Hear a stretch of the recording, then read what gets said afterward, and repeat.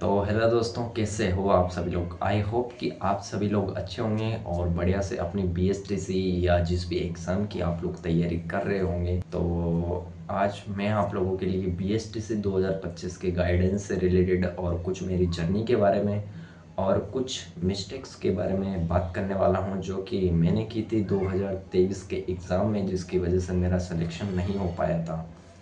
तो देखो, सबसे पहले बात की जाए तो आपके जो ये आज से लेकर यानी कि 1 अप्रैल से लेकर और आपके प्री बीएसटीसी 2025 के एग्ज़ाम तक 2 महीने का टाइम आपके पास बचा हुआ है। और इसी 2 महीने में आपको इतना बड़ा सिलेबस लेके और प्री बीएसटीसी की तैयारी करनी है। तो देखो, मेरी बात सुनो, जो भी 12th पास आउट स्टूडेंट्स होते हैं उनके लिए तो ये इतना बड़ा ही सिलेबस है, क्योंकि जीके बहुत ज़्यादा बड़ा है हद से लेकर। क्योंकि देखो, जीके वही है, जीके में ऐसा कुछ तो है नहीं कि आपके जीके के लिए कुछ अलग से टॉपिक्स हैं। जीके तो पूरा ही पढ़ना है आपको, लेकिन उसके लिए मैंने अलग से वीडियो बना रखी है, आप चैनल पर जाकर देख सकते हो कि जीके में आपको क्या क्या पढ़ना है, उसके लिए मैंने बता दी है। तो सिलेबस वगैरह की बाद में बात करेंगे। तो सबसे पहले तो मैं आपको बता दूं, जिनको मेरे बारे में पता नहीं है, तो मेरा नाम है जुगराज मेघवाल और वर्तमान में मैं कोटा डाइट यानी कि गवर्नमेंट कॉलेज, जिनको पता नहीं है तो उसमें मैं डीएलएड यानी कि बीएसटीसी प्रथम वर्ष में अध्ययनरत हूँ। और मेरा अभी फर्स्ट ईयर चल रहा है, अभी फर्स्ट ईयर के एग्ज़ाम हो जाएंगे हमारे। और वैसे तो मैं 12 डिस्ट्रिक्ट का रहने वाला हूँ, लेकिन मैंने फर्स्ट चॉइस, क्योंकि कोटा डाइट हो रही थी और मेरे को फर्स्ट चॉइस मिल चुकी थी, तो मैं अभी कोटा में ही अध्ययन कर रहा हूँ। तो देखो, इस वीडियो में बेसिकली आपको बताने वाला हूँ कि आप लोग जो है प्री बीएसटीसी 2025 का एग्ज़ाम कैसे क्लियर कर सकते हो, वो भी अच्छे मार्क्स के साथ। तो उसकी कुछ टिप्स आपको बताने वाला हूँ और कुछ जो मेरी मिस्टेक्स थी, जो कि मैंने 2023 वाले एग्ज़ाम में की थी, जिसमें मेरे 273 मार्क्स थे, काफ़ी कम मार्क्स थे।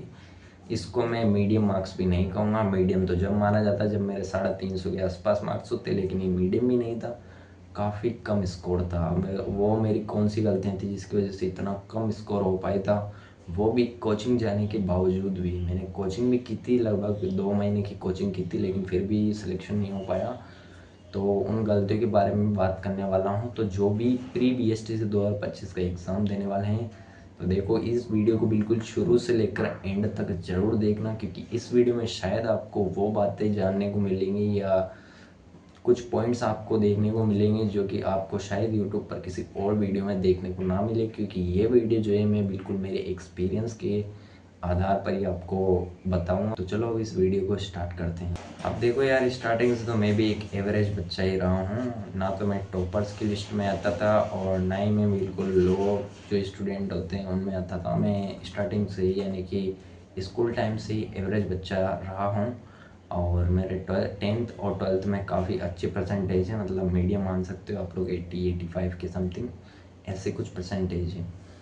तो देखो, जो मेरा फर्स्ट अटेम्प्ट था बीएसटीसी का, वो था 2023 में।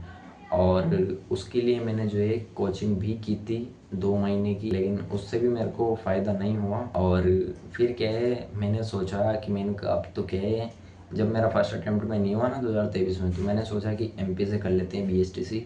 लेकिन उसका भी एक टर्न पॉइंट आया वहाँ पर, जिस वजह से मेरे को जो है वो मतलब सोच ही लिया था मैंने कि राजस्थान से ही करनी है बीएसटीसी। और राजस्थान के लिए मैंने दोबारा से प्रिपरेशन स्टार्ट कर दी थी, लगभग जनवरी या फरवरी 2024 से स्टार्ट कर दी थी मैंने। और लगभग 4 से 5 महीने की तैयारी थी मेरी बीएसटीसी 2024 के लिए, जिसमें मैंने काफ़ी अच्छा स्कोर कर लिया। तो अब सब बातों को साइड में हटा के सबसे पहले तो मैं आपको वो मिस्टेक्स बताता हूँ जो कि मैंने की थी 2023 में, और उसी वजह से मैं सेलेक्ट नहीं हो पाया था। तो सबसे पहले तो आप मेरा 2023 का ये स्कोर कार्ड देखो।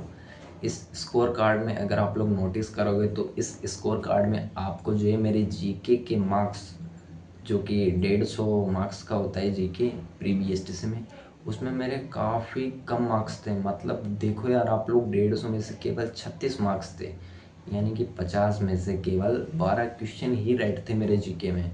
बहुत ही कमज़ोर था मैं जीके में, है ना। तो जीके की वजह से मेरा काफ़ी कम स्कोर रहा था, क्योंकि जीके जो है 12 तक तो पता भी नहीं था कि जीके होती क्या है भाई, जीके में क्या क्या होता है, कैसे पढ़ते हैं जीके को, कितने सब्जेक्ट होते हैं, तो इन सब के बारे में पता नहीं था। और जैसे 12th पास करके और फिर कोटा आए तो कोचिंग तो ज्वाइन कर ली थी, लेकिन कोचिंग में भी क्या है ना कि वो 8-8 9-9 घंटे तो भाई वहाँ कोचिंग में ही बिठा के रखते थे।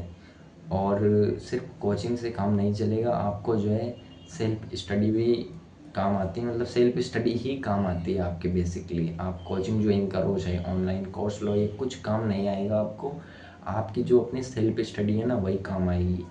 तो क्या है ना, कोचिंग में जीके तो पढ़ा रहे थे, लेकिन जीके क्योंकि मैं फर्स्ट बार पढ़ रहा था और जीके का मैं जो है रिवीजन नहीं कर पाया था। नोट्स तो हालांकि बना रहा था और बना भी लिए थे लगभग लगभग, लेकिन क्या है मैं उनका रिवीजन नहीं कर पाया और इसी वजह से जीके में बहुत ही कम मार्क्स थे, क्योंकि 12th तक तो कुछ पता था नहीं कि जीके होता क्या है भाई। और लगभग 2-3 महीने कोचिंग गया था और वहाँ पर भी कुछ इतना सीखने को नहीं मिला, क्योंकि भाई 12th पास आउट जो स्टूडेंट्स होता है, अगर उसको सही गाइडेंस नहीं मिलेगा तो वो इधर उधर ही भगता है, जैसे कि मैं भगा था। और मैंने भी क्या है, एक दोस्त था जो कि सीनियर था मेरे से, एक क्लास आगे था, तो उसकी बात में आकर ही कोचिंग ज्वाइन की थी। और कोचिंग ज्वाइन नहीं करनी चाहिए थी मेरे को, वैसे तो कोचिंग एक अच्छा आइडिया नहीं था मेरे लिए। मेरे को सेल्फ स्टडी करनी चाहिए थी और ऑनलाइन कोर्स या फिर किताब वगैरह से स्टडी करनी चाहिए थी। तो एक बात तो ये थी, मतलब ये एक गलती थी मेरी कि मैंने कोचिंग ज्वाइन कर ली थी 12th पास आउट होते ही, जो कि मेरे को नहीं करनी चाहिए थी। मेरे को ऑनलाइन कोर्स लेना चाहिए था। ये यूट्यूब से भी पढ़ सकते हो आप, या चाहो तो एक अच्छी सी गाइड भी ला सकते हो आप। वो आप पर डिपेंड करता है कि आपको क्या सूट करता है। तो ये तो मेरी सबसे बड़ी मिस्टेक थी कि मैंने कोचिंग ज्वाइन कर ली 12th पास आउट करते हैं, और उसमें मेरे को सेल्फ स्टडी का टाइम बिल्कुल भी नहीं मिला था, क्योंकि सुबह 6 बजे उठकर तो कोचिंग जाओ और फिर उधर से 2 लगभग कभी 3 भी बज जाती थी, इतने बजे आओ, फिर वापस से खाना खाओ, और मतलब बहुत सारी दिक्कतें होती है। आप लोग जानते होंगे, अगर आप लोग भी एक किराए के रूम से रहते हो तो ये दिक्कतें तो आपको पता होगी इसे, कि कोचिंग ज्वाइन करना इतना आसान नहीं होता है, उसके लिए डेडिकेशन चाहिए होता है। और डेडिकेशन के लिए मोटिवेशन या आप में एक ऊर्जा होनी चाहिए, जो कि मेरे में नहीं थी भाई।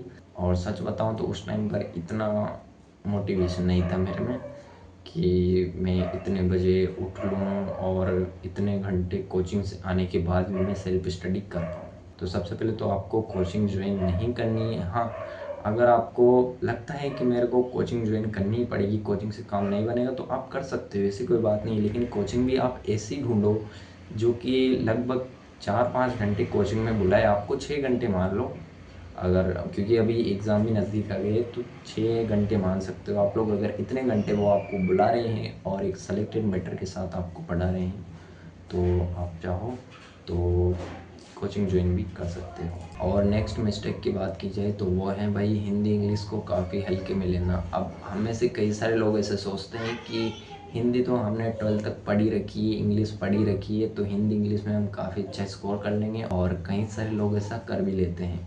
लेकिन मैं उनमें से नहीं हूँ। मेरे जो है हिंदी इंग्लिश में काफ़ी कम स्कोर रहा था, लगभग 69 स्कोर रहा था, दोनों को कंबाइन करके, हिंदी और इंग्लिश। तो ये दोनों सब्जेक्ट भी मेरे, मान सकते हो आप लोग, वीक ही थे, तो इन पर भी मेरे को ध्यान देना चाहिए था। अब आप ये कैसे पता लगा सकते हो? आप लगा सकते हो मॉक टेस्ट से, या फिर MCQs लगा के। तो उनसे आप पता कर सकते हो कि आपका कौन सा सब्जेक्ट वीक है और कौन से सब्जेक्ट में आपकी पकड़ है।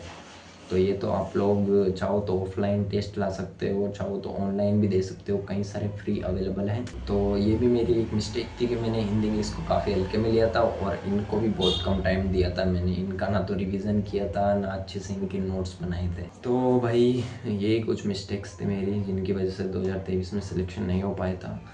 और 2024 में सिलेक्शन के लिए तो मैंने आपको बता ही रखा है, मेरा जो स्टडी मटेरियल है उसकी वीडियो बना रखी है, मेरे मॉक टेस्ट वगैरह हैं उनकी वीडियोस भी बना रखी है। आप चाहो तो उस प्लेलिस्ट को देख सकते हो, मैं पिन कमेंट में मैं आपको उसका लिंक दे दूँगा, उसमें आपको और भी गाइडेंस देखने को मिलेगा। और अब थोड़ी सी बात कर लेते हैं कि 2025 BSTC में अगर आपको सिलेक्शन लेना है तो उसके लिए आपको किन पॉइंट्स को ध्यान में रखना है।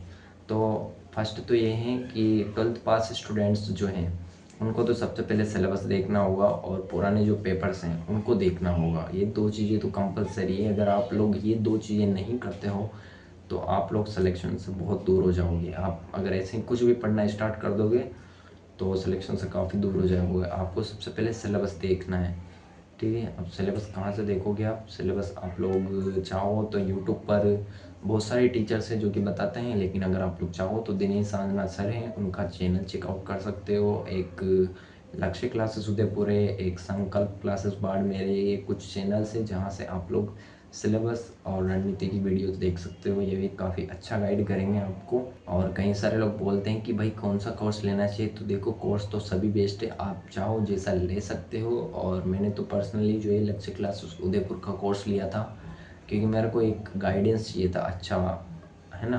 क्योंकि हमारे घर में कोई भी ऐसा नहीं है कि जो कि मेरे को गाइड कर सके कि कौन सी बुक्स लानी है और कहाँ से पढ़ना है। तो उसके लिए एक गाइडेंस के लिए मैंने जो है एक प्लेटफॉर्म चुना जो कि लक्ष्य क्लासेस उदयपुर था, और वहाँ से कोर्स लिया था, है ना। आप जहाँ से जाओ वहाँ से तैयारी कर सकते हो, बस ये है कि आपको सेलेक्टेड मैटर ही पढ़ना है, क्योंकि बीएसटीसी में इतना डीपली नहीं आता है। आप पुराने पेपर्स जब देखोगे ना तो आपको खुद ही पता लग जाएगा कि इतना डीपली बीएसटीसी में नहीं पहुँचता है। और अब तो जो है ना बीएमओयू कराने लग गया है, जो कि कोटा का ही है, वर्धमान महावीर खुला विश्वविद्यालय। तो ये यूनिवर्सिटी कराने लग गई है अब तो। और ये जो है इतना डीपली क्वेश्चंस नहीं पूछते, 2024 में भी इतने डीपली क्वेश्चंस नहीं आए थे। और एक मतलब दो सब्जेक्ट है जिनको आपको ज़्यादा फोकस करना है, वो है एक तो रीजनिंग और एक टीचिंग एप्टीट्यूड। अब ये तो जो है हर यूट्यूब वीडियो में आपको देखने को मिल जाएगा, लेकिन ये मैं पर्सनली बोल रहा हूँ आपसे कि आपको जो है रीजनिंग और टीचिंग एप्टीट्यूड इन दोनों को काफ़ी ज़्यादा ध्यान देना है आपको। इनको डेली प्रैक्टिस करना है आपको, जितना हो सके उतने एमसीक्यूज़ लगाने हैं आपको, इनकी जितनी प्रैक्टिस कर सको, क्योंकि इन दोनों में आप लोग आराम से बड़े स्कोर कर लोगे। आप लोग मतलब 40 प्लस आराम से क्वेश्चन सही कर सकते हो इनमें, अगर अच्छी प्रैक्टिस हो तो, है ना। क्योंकि टीचिंग एप्टीट्यूड में आपके समझ आधारित प्रश्न होते हैं, और रीजनिंग आपने पढ़ी रखी होगी, रीजनिंग में भी इतने कुछ हार्ड क्वेश्चन नहीं आते हैं, वो भी समझ आधारित होते हैं। तो रीजनिंग और टीचिंग एप्टीट्यूड को आपको अच्छे से पढ़ना है।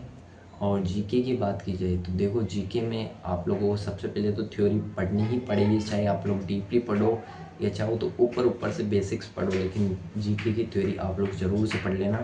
और उसके बाद जो है हर टॉपिक के एमसीक्यूज़ लगाना। एमसीक्यूज़ लगाने से आपको पता चलेगा कि ये मेरा टॉपिक कवर हुआ है या नहीं हुआ है। अगर आपको एमसीक्यूज़ आ रहे हैं तो यानी कि आपका वो टॉपिक क्लियर है और आप आगे बढ़ सकते हो। लेकिन अगर आपको लगता है कि इस टॉपिक के एमसीक्यूज़ में मेरे कम मार्क्स आए हैं, तो आप दोबारा से उस टॉपिक की थ्योरी पढ़ो और दोबारा से एमसीक्यूज़ लगाओ।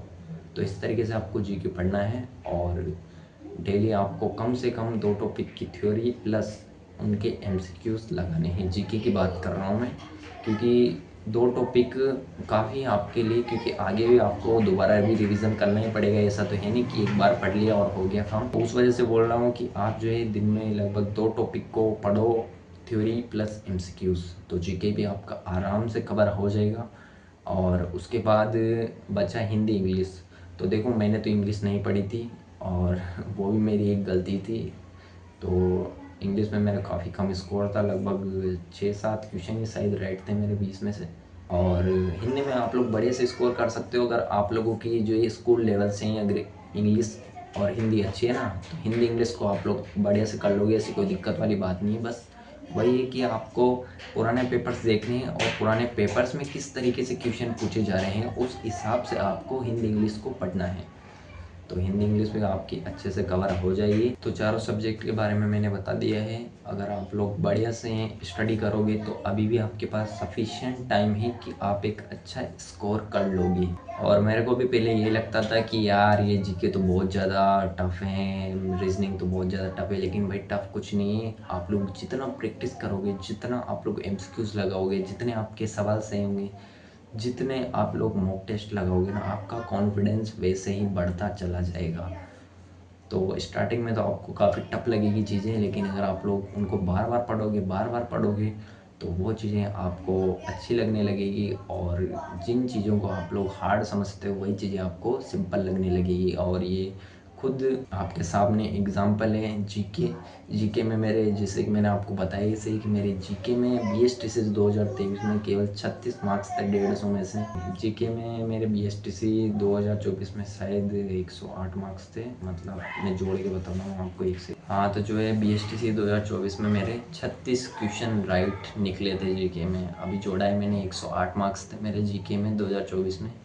तो ये तो मेरे लिए काफ़ी अच्छा स्कोर था अगर पिछले 2023 के एग्ज़ाम से देखूँ तो यही कुछ था भाई। और आई होप मैंने काफ़ी सारी चीज़ें इसमें कवर की होगी, और आई होप आपको कुछ ना कुछ तो इस वीडियो से सीखने को मिला ही होगा। मेरा पूरा प्रयास था कि मैं आपको कुछ ना कुछ इस वीडियो से सिखाऊं, और अगर आप लोगों ने कुछ ना कुछ इस वीडियो से सीखा है तो आप नीचे बस एक डन का कमेंट कर दीजिएगा। तो थैंक यू गाइस, इस वीडियो को शुरू से लेकर एंड तक देखने के लिए। मिलेंगे आपसे किसी और न्यू वीडियो के साथ, किसी और न्यू टॉपिक के साथ। तब तक के लिए आप मस्त रहिएगा, बढ़िया से अपनी तैयारी करते रहिएगा।